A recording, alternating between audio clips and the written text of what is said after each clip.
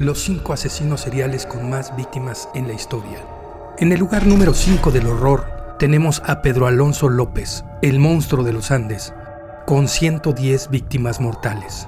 Elegía a las niñas más vulnerables, ofreciéndoles algún regalo para que lo acompañaran al campo. Ahí las violaba, las estrangulaba y después volvió a abusar de los cadáveres que después enterraba. Se conoce que en Perú mató cerca de 100 niñas entre 9 y 12 años. Es cuando lo comenzaron a llamar el monstruo de los Andes. Pedro Alonso nació el 8 de octubre de 1948 en Venadillo, Tolima, Colombia. Era el séptimo de 3 hermanos. Todos vivían en una casa de un solo cuarto que su madre dividía con una cortina para tener sexo con sus clientes. Cuando Pedro tenía 9 años, intentó violar a su hermana menor, por lo que su madre lo echó de la casa. Tuvo que aprender a sobrevivir en las calles, robando y buscando alimentos en la basura. A los 21 años fue condenado a 7 años de prisión por robo. En 1978 Pedro cumplió su condena y fue liberado y viajó a Ayacucho, en Perú. Es ahí donde comenzaría a atacar, violar y asesinar niñas. En su confesión relató que cuando las niñas estaban muertas, cavaba un hoyo y las iba enterrando en grupos de 3 o de 4, para después ir a visitarlas y a quienes bautizó como sus muñequitas. Fue sentenciado a 16 años de cárcel, que en 1980 era la pena máxima en Ecuador. Estuvo preso hasta 1994, cuando lo extraditaron a Colombia para que fuera juzgado, pero de manera por demás escandalosa, un magistrado lo halló demente y por lo tanto imputable.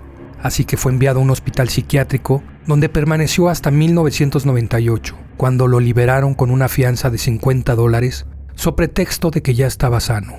Apenas lo liberaron, el monstruo de los Andes desapareció y se desconoce su paradero desde 1998. En el cuarto lugar está Tog Bejiram, el estrangulador mayor con 125 víctimas mortales. Nació en 1765 en lo que hoy es India, antiguamente colonia británica. Se sabe poco de Tog Bejiram, hasta que se convirtió en el líder de una secta llamada Togs. Esta era considerada una de las mayores mafias del mundo y la primera que operaba en la India. Se cuenta que los Togs se organizaban en cuadrillas de 10 hasta 200 hombres y recorrían la India asesinando a sus víctimas, de las que simplemente buscaban dinero y fortuna. Las autoridades británicas mandaron al teniente Sir William Henry, que se centró en desarticular a los Togs por todo el país. Este consiguió encarcelar y condenar a la horca a más de 1,400 Togs, pero el gran golpe contra la secta de los estranguladores lo hizo al atrapar a Tog Bejiram, y fue condenado a la horca en 1840. En el tercer lugar de la barbarie tenemos a Gilles de Rais, Barba Azul. Se le atribuyen 140 víctimas mortales. De joven se destacó por su gran valentía y habilidad para pelear. Esto llegó a oídos del rey Carlos VII, quien le encargó liderar un ejército para liberar Orleans tomado por los ingleses. Es ahí en donde conoce a Juana de Arco y queda totalmente fascinado. Juntos lideran el ejército francés y liberan Orleans el 8 de mayo de 1429. Eventualmente el barón de Rais deja la guerra y regresa a sus propiedades, que eran varias, pero se dedica a malgastar su fortuna en grandes banquetes y contratando a los mejores cantantes de la época. Viéndose en la ruina, contrata a magos de magia negra y nigromantes. Por aquel entonces empiezan a perderse jóvenes de entre 8 y 14 años.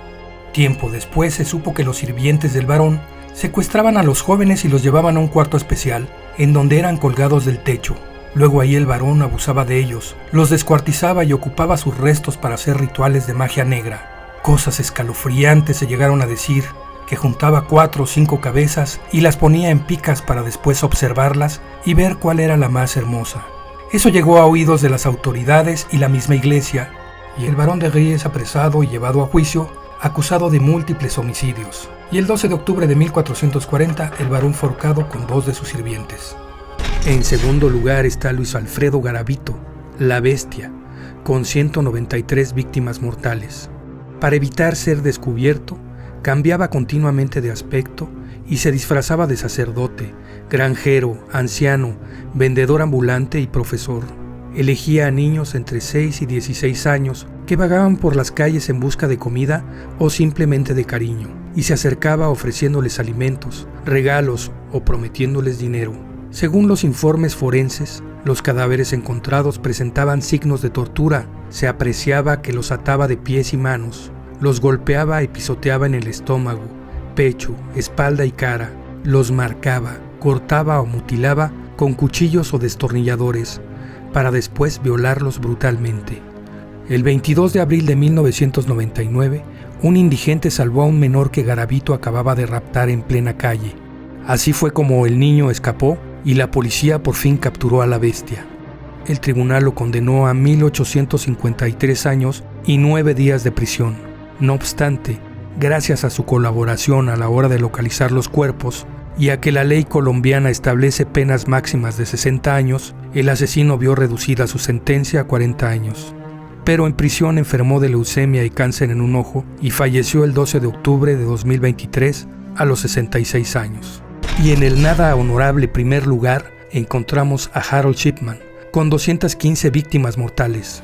Harold Frederick Shipman estudió en la Escuela de Medicina de Leeds y se graduó en 1970. Las mujeres de mediana edad y las ancianas eran su público fiel y lo describían cariñosamente como el médico de la tímida sonrisa. A partir de 1975, Harold comenzó a matar. Su primera víctima demostrada fue Eva Lyons, y desde ese instante los asesinatos se fueron sucediendo de forma paulatina.